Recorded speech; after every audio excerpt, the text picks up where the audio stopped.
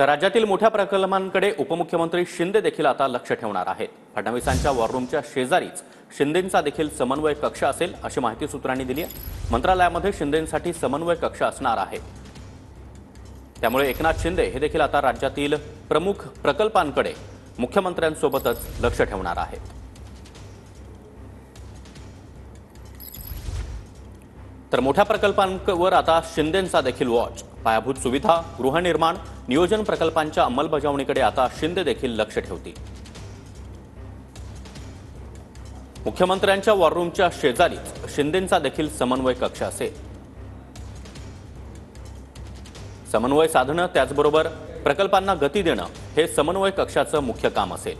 मुख्यमंत्र्यांसोबतच अजित पवार यांचं देखील मंत्रालयामध्ये एक प्रकल्प देखरेख युनिट असेल। राष्ट्रवादीच्या मंत्र्यांनी राबवलेल्या प्रकल्पांचा युनिटच्या माध्यमातून अजित पवार मागोवा घेतील। तर देवेंद्र फडणवीस, अजित पवार यांच्यानंतर शिंदे देखील आता मंत्रालयामध्ये समन्वय कक्ष स्थापन करणार आहेत।